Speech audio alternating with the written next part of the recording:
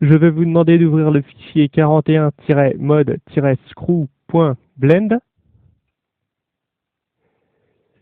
Et donc, comme vous le voyez, on est parti d'une courbe. Et sur cette courbe, on va ajouter un modificateur de type screw. Alors, avant de faire ça, je vais expliquer un petit peu les courbes. Donc, en fait, ce que j'ai fait, c'est add curve Bézier pour ajouter une courbe de Bézier. On reviendra sur les spécificités des courbes de Bézier dans le chapitre qui leur sont dédiés. Alors, on ajoute un modificateur screw.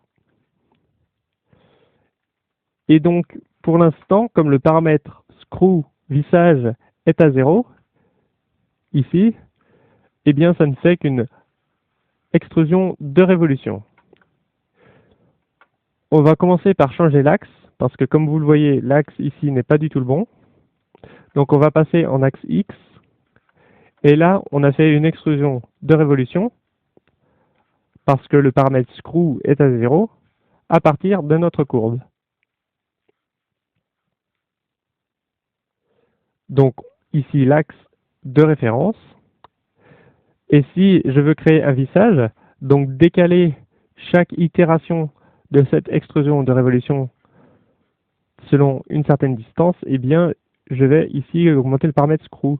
Et vous allez voir qu'on va voir une sorte de coquillage.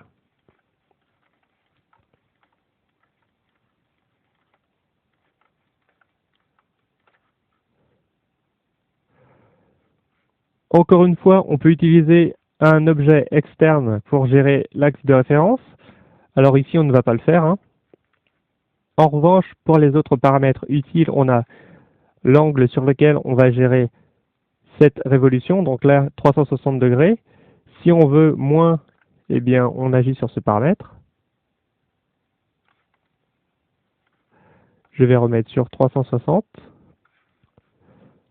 Steps, ce sera la résolution de cette révolution. Plus on va en mettre, plus on aura d'étapes et de points.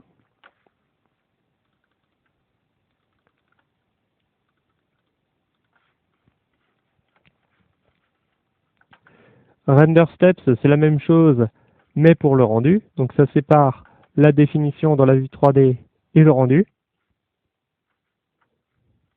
Et enfin, itération, c'est le nombre de bouclages de cette fonction. Donc là, il y a 1. Si je mets 2, si je mets 3, donc en fait, je vais créer des copies. Donc pour faire des vissages, la fonction screw est très intéressante. Là, comme l'objet de base que j'ai utilisé pour cet exemple est une courbe de Bézier, donc si je passe en mode d'édition, ça se passe exactement de la même manière que pour les autres éditions. Donc je sélectionne avec clic droit.